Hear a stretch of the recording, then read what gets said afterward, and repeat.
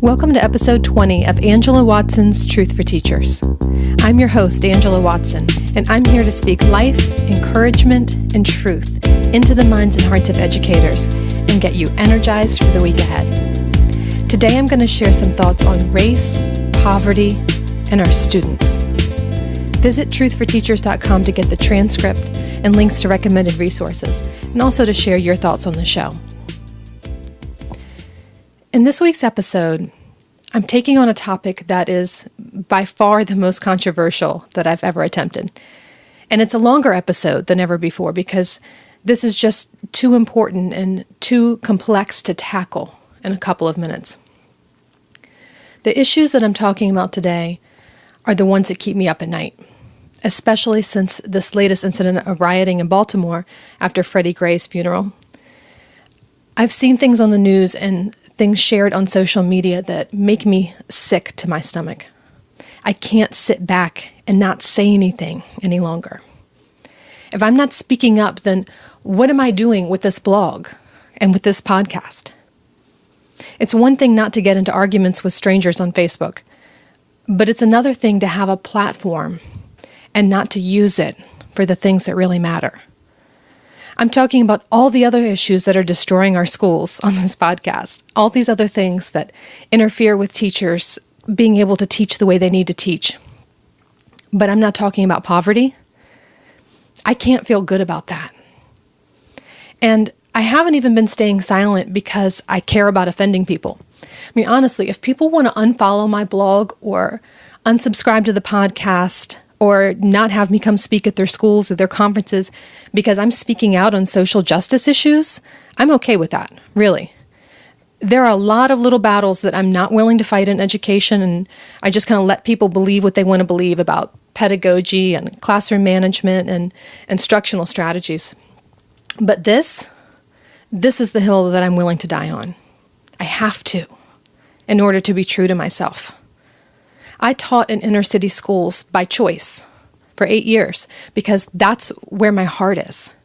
And now I do instructional coaching in high poverty schools in New York City. I lived in Maryland for many years. I have very good friends who were born and raised in West Baltimore. Their kids have been affected by the riots.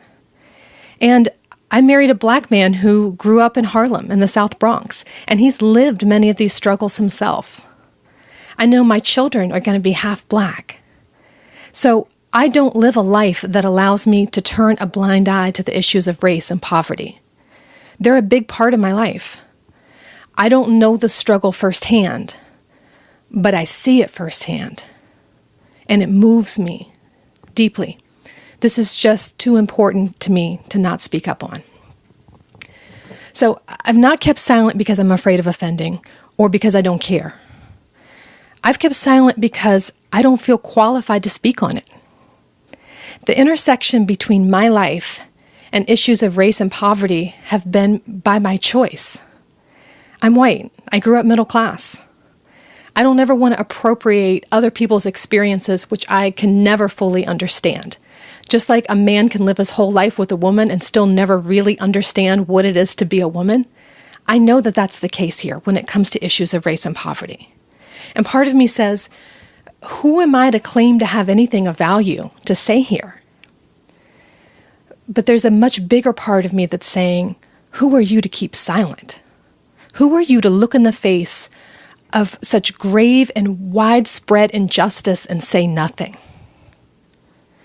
There have been a lot of incidents recently that infuriated me and depressed me and made me feel outrage. But the last straw for me, the impetus for me to finally decide that I need to start speaking up, were the people and media outlets that seem to be more outraged over some toilet paper being looted from a CVS than they are about Black lives being lost. If some of these people even acknowledge Freddie Gray at all, and often they don't, the attitude seems to be, it's kind of sad that this kid who wasn't committing a crime mysteriously died at the hands of officers who are paid to protect and serve the community. But the real tragedy, that's that CVS that burned to the ground. That kid had a criminal past, right? He deserved it. Those stores didn't deserve it. My friends, perspective here, perspective. CVS has insurance. They will rebuild. This kid's life is gone forever. That family is destroyed. Where is the outrage about that? Can we muster up even a quarter of the indignation over toilet paper being stolen and channel that toward concern or empathy over Black youth who have been killed at the hands of law enforcement? I'm not excusing the kids who were throwing rocks at police officers.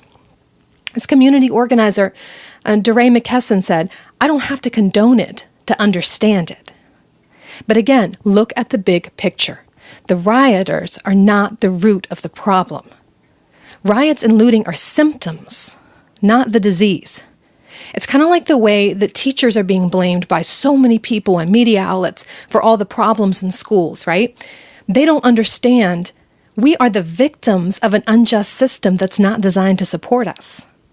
And our protests as teachers, our opt-outs of testing, our constant insistence that we won't be silent about the horrendous things that are happening with testing and evaluations in our schools, that's not the problem. We're not the problem.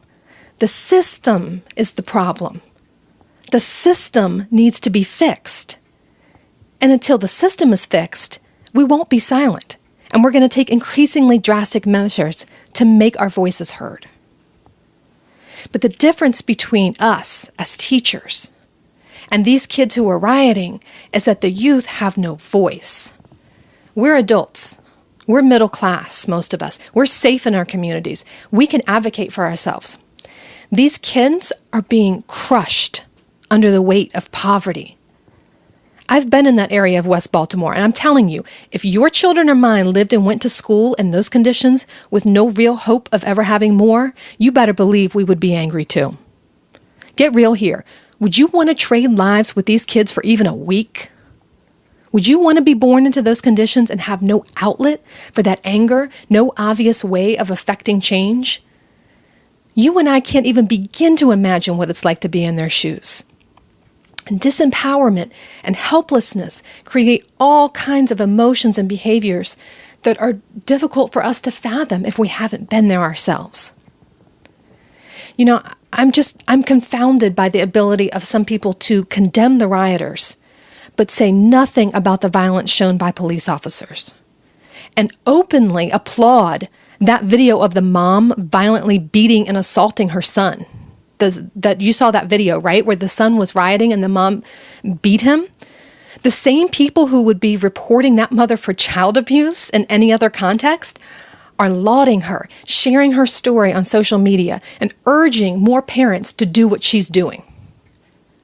Let me tell you something. Screaming 4-letter words at your son and punching him repeatedly in the face is not a model of parenting that most of us espouse on a normal basis. It's certainly not something that we as teachers advocate for.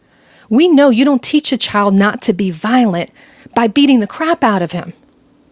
That video was the perfect example of the culture of violence that permeates so many impoverished communities.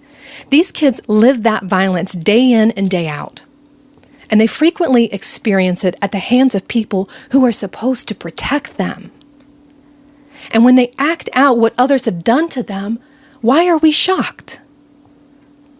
What I saw in the joyful sharing of that video by people who are apparently ignorant to the issues of poverty and race at play is that deep down, they believe that violence is an appropriate way to keep Black youth in line. It's a positive thing to them for parents to quote unquote discipline them that way. And it's also okay for police to use that sort of excessive force to subdue them. So which is it then? Can we solve problems with violence or not? Who gets to decide when violence is appropriate? Why is it okay for people in positions of power to use physical force to control others? Don't we call that bullying when that happens to us or our kids? Clearly, that video went viral because people found it cathartic. They enjoyed seeing someone that they view as the bad guys getting what they deserved. But can they see that this is the same reason why some of the youth were throwing rocks at the police? In these kids' minds, the police are the bad guys. The police in their minds are responsible for the death of Freddie and countless other people that they know.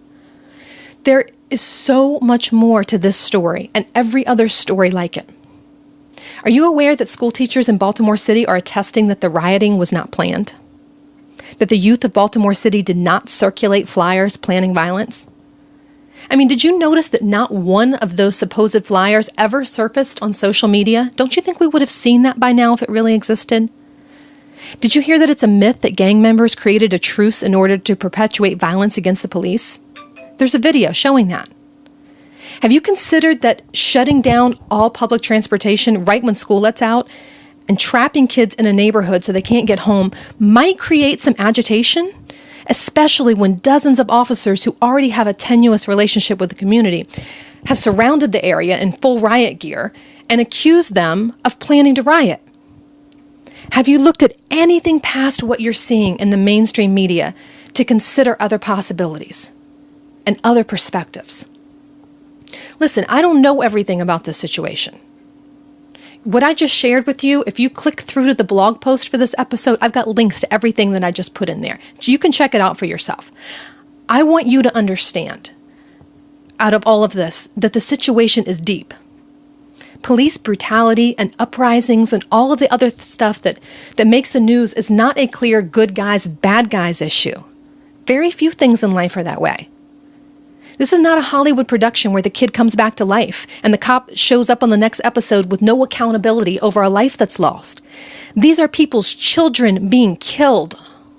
So we need to be very, very careful about how we judge the situation and what we post about it on social media, especially as teachers. We owe it to our students to be thoughtful, not only about what we share, but about what we believe. We owe it to them to examine our own worldview on race and poverty and to consider our own bias and privilege. We all have bias, but we aren't all aware of how it distorts our perception and how it causes us sometimes to rush to judgment or jump to conclusions too quickly. More than 80% of teachers in this country are white, like myself, and that's really who I'm speaking to here. If we choose to teach students who live in urban poverty, I believe we have a moral imperative to serve the families in the community with dedication and empathy, compassion, generosity. Please don't go teach in the inner city if you don't have a heart for serving those kids. This is real life. This is not Michelle Pfeiffer and Dangerous Minds. And it's tough work forging relationships with kids whose world you don't fully understand. And I'm speaking from experience here. We have to know what we don't know. We have to understand our own bias as white people from a different economic class. It's a real thing. Trust me, your kids know your limitations, and you should know too. You have to approach your role as their teacher in those communities not as a savior, but as a servant. Your goals have to be to love and connect with and educate kids. Work to understand the community and build relationships. And think carefully about what you choose to say and also share on social media and how it might undermine those relationships. And if you don't teach kids in poverty, it's even more important to refrain from passing judgment on these communities. Because, quite honestly, you know nothing about them. You have the privilege of being in a safe, upwardly mobile community. You don't see people in your community dying while in police custody or shot without cause. It's not even within the realm of possibility in your mind that your son might die unjustly at the hands of the police. You won't ever know that pain of losing your loved one in that way. So why use social media to share sarcastic memes instead of posting something that might help solve the problem? Know what you don't know and be humble. If you don't have something positive to contribute to the discussion, then have the wisdom to fall silent and educate yourself. We as educators owe it to ourselves and we owe it to our students to learn about the larger systemic issues at play here. Remember that most white parents don't teach their kids about Black history because they don't know it themselves. And Black history is not accurately taught in most schools, especially in schools where there are few people of color to really advocate for it. If your education was anything like mine, you learned very little about the realities of slavery and the history of race relations in this country and the economic implications and the inequities that are tied to slavery and desegregation and everything after. I was always taught that racism was about not liking people because of the color of their skin. I had no idea about the economics behind enslavement and discrimination and all those sorts of issues. So it's only after educating ourselves that we can be prepared to have thoughtful discussions with our students about it.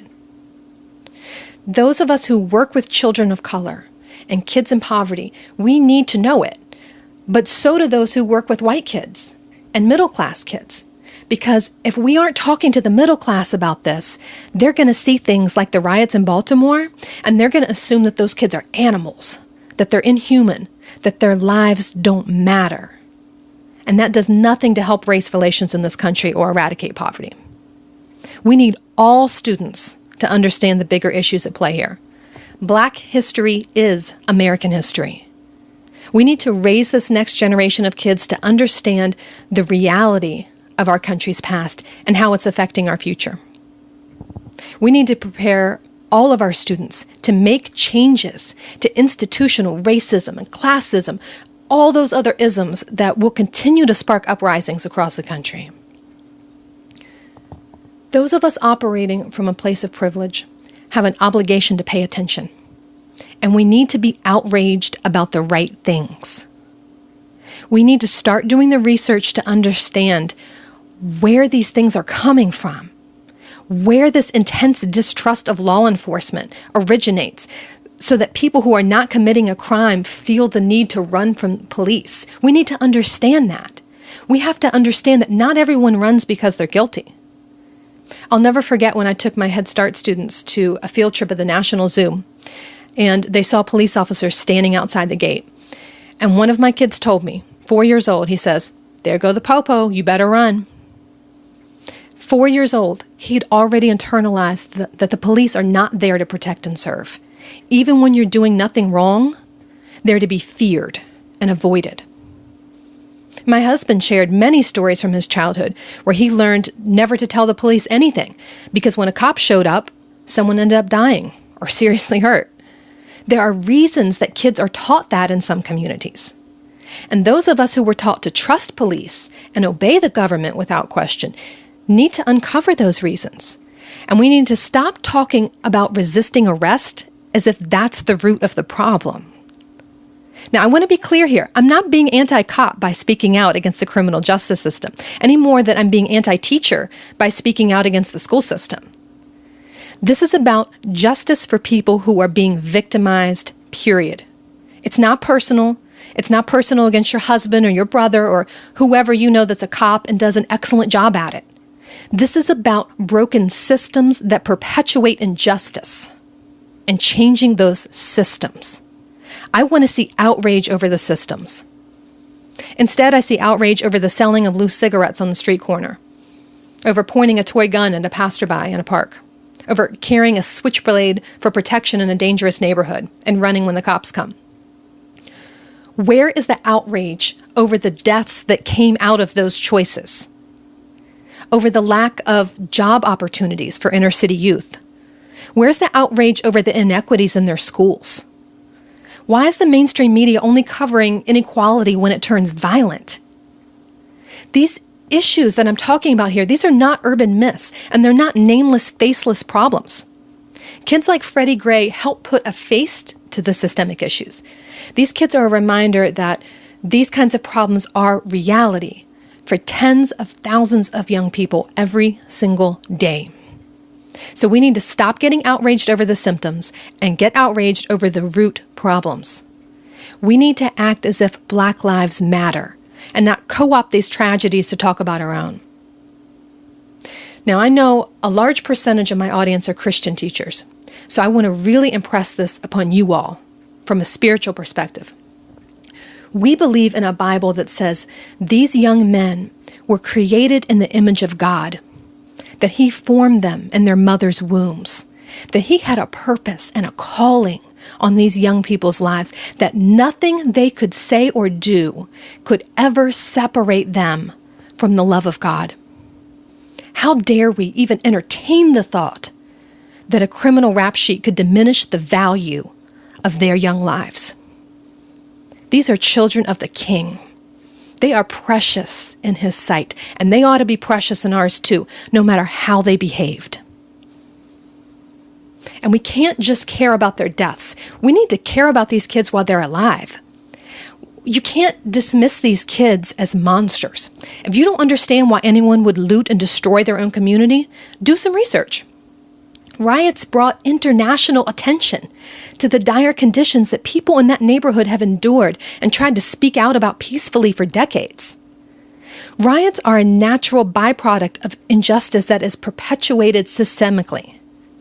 Sometimes it feels like the only recourse for disenfranchised people who don't know of any other way to make themselves heard. You don't have to agree. You don't have to think it's right, but you have to understand because you're a teacher. You're an American. You're a human being.